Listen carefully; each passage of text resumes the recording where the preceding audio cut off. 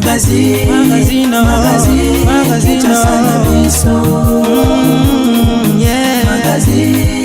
Magazine Kinshasa na biso réalité ya banaki réalité ya banakino Buyukiti Buguyoka kaka Kinshasa na biso Kin eleki partout KNB Kinshasa na biso Kin eleki partout Kinshasa eleki partout mikolo nezabino pardon Jima sala yolo raté ya on a bien yo Jima mukende umela KNB Kin eleki partout rien à dire toi on a terre envier parce que Kin eleki partout et losako liboso ambongo mosanto azate Céline Don Kardasha isongolo bizubai bana Kin ke bana jako zape so kutana ngo KNB Telema qui chasse l'équipe partout Jimmy Mukendi umela KNB ko zape te so kutana ngo check ovandi Mbote vakino un peu bon début de week-end na bino nyonso bozili bakwa kolanda magazine Kinshasa na biso KNB.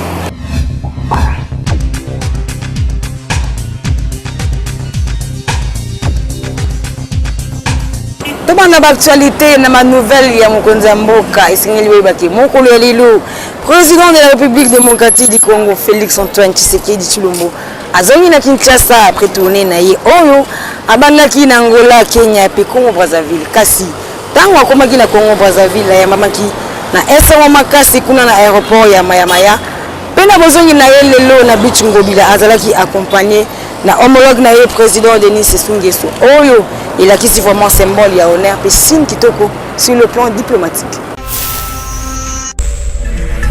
Maye mazalaki koleka na RDC lokola pe azali Mokambi Sirgel Denis Sassou Nguesso azanga kite kokoma kokatsa ebale Congo pona kokende kolengele mikakatano soki mizali miye mizalaki kobotama o ekolo RDC yango wana bolelo tata mokonzi wa ekolo RDC totangi bongo Félix Antoine Tshisekedi Tshilombo aye awa na Brazzaville kokotana na mpomba waye pona kosolola na mambi matali kolensa bondeko kati ya bikolo bibale epusi mingi na mambi mabokengeli pamba tiboyebi ete soki nungu ezali na kati ya Congo Brazzaville lokuta te tembete mikakatano mina pe mikokoma na Congo démocratique esengeli bikolo bibale penza bivanda pe bitala lolenge kani basengeli kozalisa ya kimia ya seko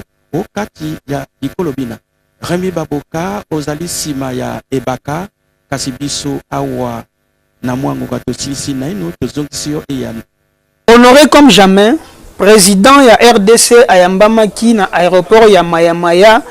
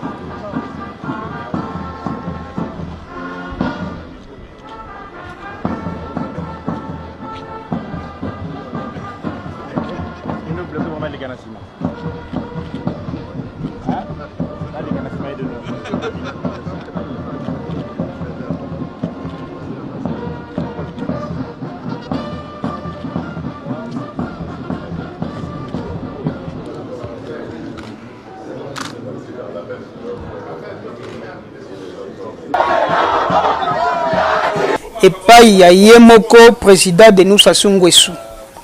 Ba honneur hymne national et beti.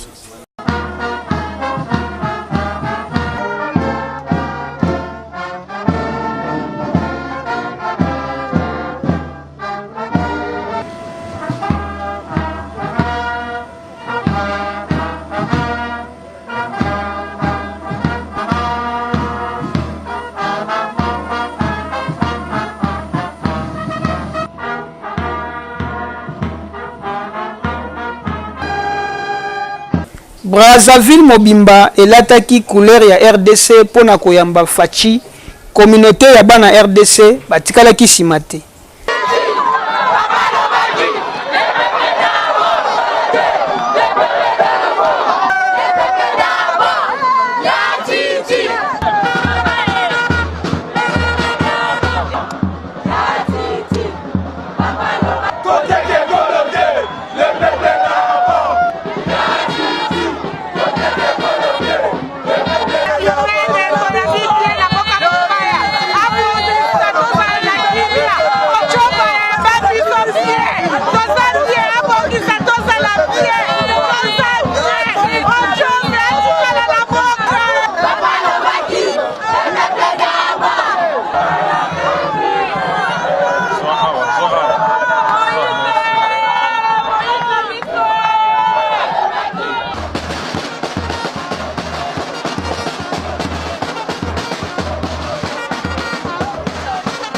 Bakoti tête à tête banque monene salami na honneur ya nouveau président congolais.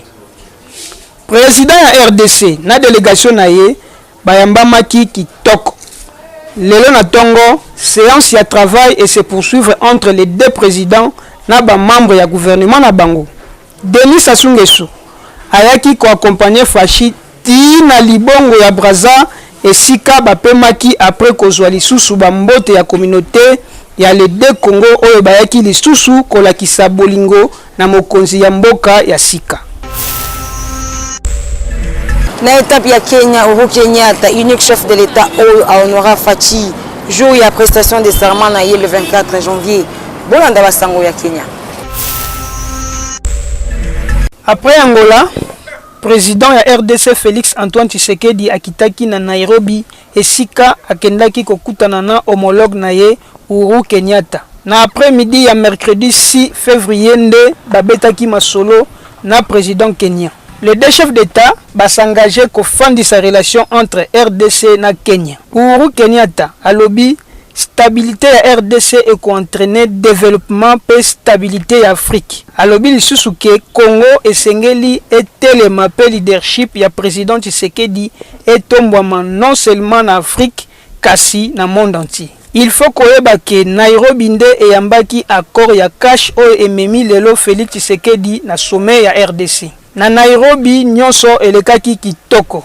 Communauté congolaise ya Kenya pe ya nzinga basepelaki komona mokonzi na bango ya sika Félix Antoine Tshisekedi Tshilombo.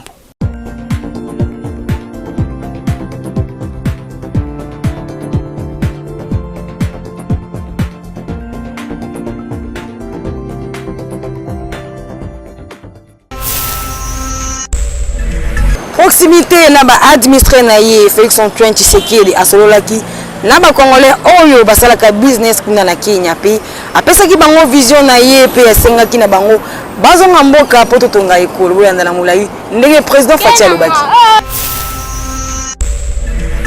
Tenais vraiment ya komona bino. Malheureusement na Luanda j'ai pas eu l'occasion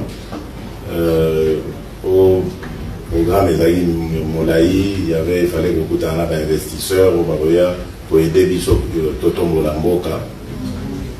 Mais ici, comme l'occasion s'est présentée, il faut la monde à Banamboka. Il y a des gros évidemment, on va apprendre rien. Vous voyez qu'il y a eu des élections, Namboka Nabiso. C'est vrai que l'élection en est des Kani, Namwa, Bakokoso, mais le Congo, vous savez, il y a déjà quand même moins miracle que l'élection est salémie. Tu vas profiter. Opposition, on te gagne. Voilà.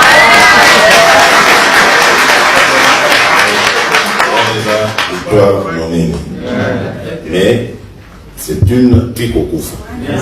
D'ailleurs, la preuve, bino boza dipanda parce que pays ils ont offert bino sous espoir, ils ont offert bino sous la possibilité, donc aucun go ailleurs. Mais bon, parce que effort ngai na kosala na équipe oyo accompagner nga ezali bana mboka nyonso ya diaspora bazonga na mboka.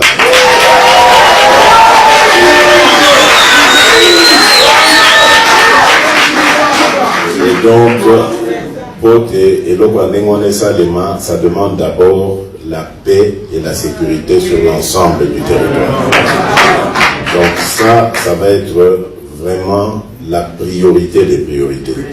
Et je crois d'ailleurs qu'au Bomoni, que la première réunion que j'ai tenue, immédiatement après la passation de pouvoir avec mon prédécesseur, c'était la réunion du Conseil supérieur de la défense. Parce que je tiens à suivre de jour en jour la situation de notre pays. Surtout à l'est du pays, où menace, il y a instabilité et Zali Makasi.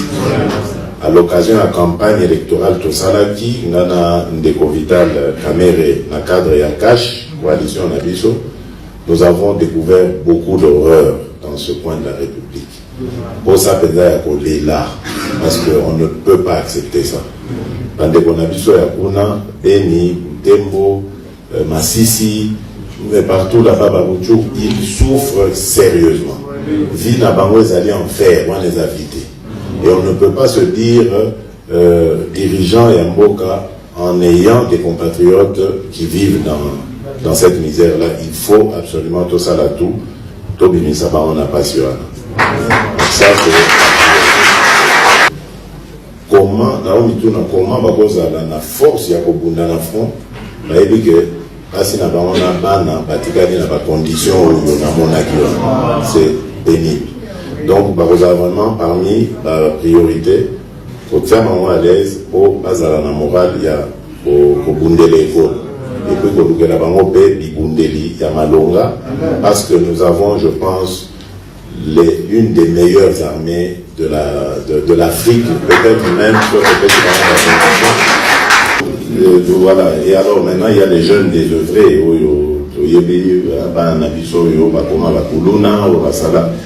c'est vrai tout ça parce que va attaquer, mais on oublie que c'est la société des fabriqués là-bas. Donc il faut aussi penser à eux, mais surtout pas orphelins, mais surtout les revanches sur le monde, au moment où tout ça va souffrir, pourquoi nous souffrir, et ils se vengent sur. Donc il faut encadrer. Et là, il y a un très bon travail, ils ont se préparer avec l'armée, tout ça, parce que c'est le fameux service national. Vous voyez que la campagne, à la longue, il faudra, jeunes, ceux ici secondaires, tous les jeunes de la République, pas payer ça une année, parce que comme l'État va garantir l'éducation dans la réunion gratuitement, va payer ça une année dans l'État, en faisant soit service militaire pour nous défendre le patrie, ou bien pour la protection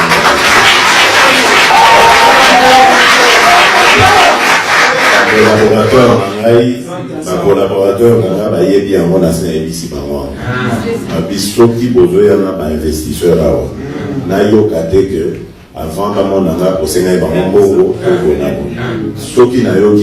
que ici.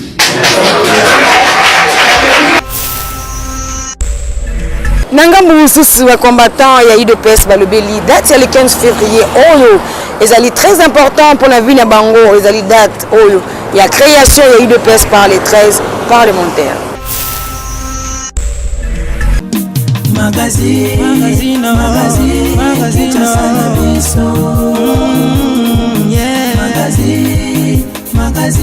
Bon, le 15 février, eza date ya création. Il y a Union pour la démocratie et le progrès social, UDPS. Donc il y a les 13 parlementaires, Basaraka, Union pour la démocratie et le progrès social en 1982. Pour les 15 ans, nous avons un meeting na terrain à Sainte-Thérèse. Donc meeting na terrain à Sainte-Thérèse, ils allaient pour commémorer l'anniversaire de l'UDPS. Kanisa mémoire ya ba martyr o bakufa na pona bitumbo biso to banda ko bunda contre ba dictature ya Mobutu ya Muze pe ya Monsieur Kabila. Ndenge batu misu bazolinga ba interpréter que tokei ko sala meeting wana poto sala concurrence na lisanga ya ba parti misusu basala ki meeting bandeko na biso la muka eza bongo te. Biso nde to banda makambu ya ba meeting na Sainte-Thérèse. Pe Sainte-Thérèse eza o balobi fait privé ya lisanga mo ya politique te. Da biso nde to banda Sainte-Thérèse tokei kuna no pona polémique biso toza parti au pouvoir tokei kuna na tina ete to pesa message na ba combattant na biso na histoire pe to yebisa bango tozi bokonzi parti na biso esengeli ekoma bo. Donc batu balongola ki eza pona non eza pona polémique te.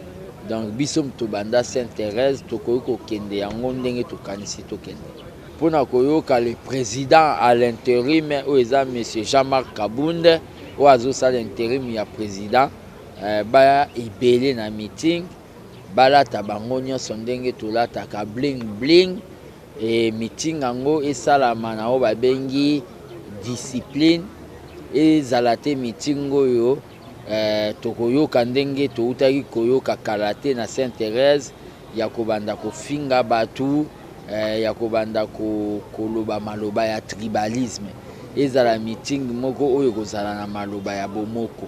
Bon, ezali journée ya anniversaire na biso ya parti hein, vraiment eza journée na biso to tchaka motema eza historique hein, ndenge ya parti na biso ebotama ndenge tokola tokenda to pemaka wana na journée wana totala makambo na biso ya IDPS et pour na biso pe eza vraiment dato toko l'exater ndenge wana eza vraiment journée d'anniversaire ndenge tolobaka.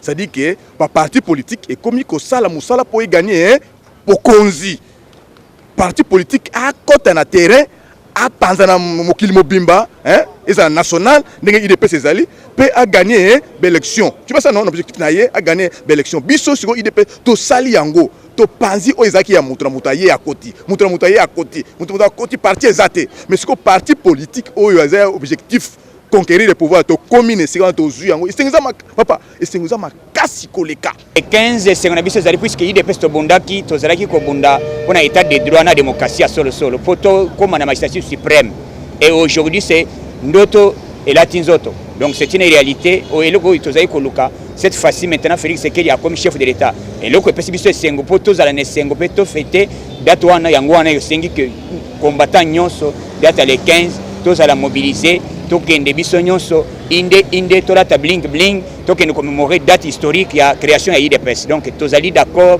na bato nyonso oyo babundalit baya ba soutenir IDPS oyo nyonso bazali na camp ya changement baya ezali uniquement pour na IDPS mais ezali pour le peuple congolais pas de polémique puisque biso tokoki kosala polémique te biso tozali niveau ya kobanda kosala ba débat na ba fayulu te tozali ba débat ya kobanda kosala na bato soit disant la moka tozali bato ya la moka tozali pour parti au pouvoir. Ceux qui ont ça, nous sommes là. Félix, il est le président de tout le monde. Comme Kyungu Baba Kyungu, il est le vice-président provisoire et assemblée nationale. Yango a sengi que président Félix azala motema monene ya koyamba batu nyonso.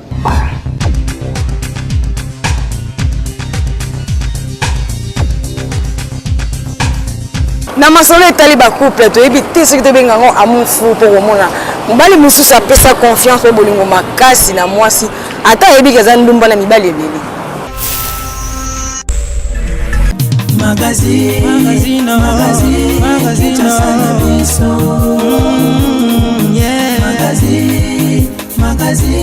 Kinshasa simba te simba na Bible ko lobi ke soki mwasi asali infidélité soko boye kolimbisa bengana e bona vivre na ndenge simba te na ko vivre na ete au moins na loka mususu mwasi nga sala na ye azandumba na vivre na ete funa ka de relation mba moko parce que na yiki mwasi wana azandumba na continuer pani maladi zaka sida te des effects za lido ba maladi zele belé carrément so azandumba na malembe no ka de relation mama mbesili c'est ça C'est normal, c'est seulement ça ne jamais vivre il faut natika et pour avoir malade bien ma babe morobo ya mabe ça malamu te.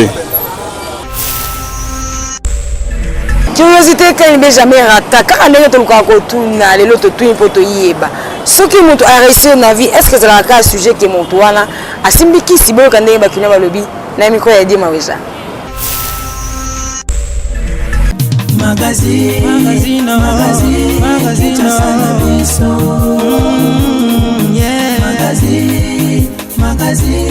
eza tokolo bateke eza kisi te eza mosu mpe bazwaka mpe na komipesa vraiment na mosala na koluka vraiment kotia rigueur na mosala na bango ntango otia sérieux na mosala otie rigueur otie sérieux oko mpe koévolue oprogresse mpe ozwi mpe na vie mosu mpe bazwaka ndenge ya kisi ndenge botyoloba non eyaka kisi kaka te mosu mpe akosala mpe akosala mpe effort na vie na ye mpe aréussir eza kaka kisi te. Bon, soki atanga normal, atanga sa classe, un métier professionnel ou ayekola. Zaka kisite. D'abord, gagner la vie, ça fruit à travail. Il y a fruit à travail, il y a préparation, il y a organisation, il y a processus de la vie à monde. Il y a kisite. Oui, bien sûr, il y a la kisi baza, il y a la nengue belé. Mais toute la logique pour gagner la vie, il faut travailler. Par exemple, dans le Congo, la population est plus pauvre parce que le travail est raté. Il n'y a pas de travail. La population est pauvre. Place où le travail est raté, on peut évoluer facilement, épanouissement. Donc, on gagne la vie, il y a fruit à féticité, il y a fruit à travail. Lelo tosalina mibali babisa biso soki esali mikolo ebele ozwaka mosala te mais ex ya mwasi na yo azoli yo mosala okondima boka ndenge mibali bango balobi na mikro ya Privali Wambela magazine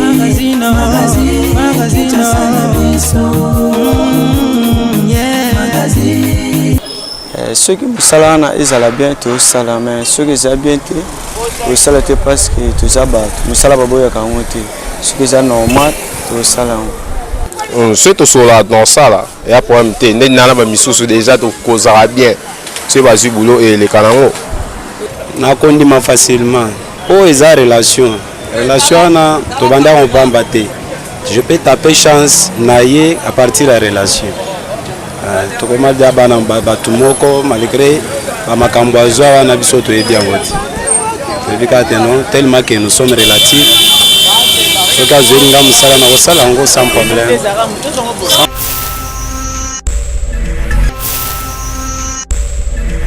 Merci na attention soutenir oyo bozolemba te kopesa na magazine Kinshasa na biso oyo emesana ko bela bilo ba réalité à vie à Kinshasa ya lelo komi na suka botikala toujours scotché branché et bo s'abonner massivement na chaîne YouTube Kinshasa na biso bobo sala ndete ka Kinshasa ngo il est qui dans mon parti magazine Kinshasa na biso l'équipe magazine Kinshasa na biso la mabaki no bafuna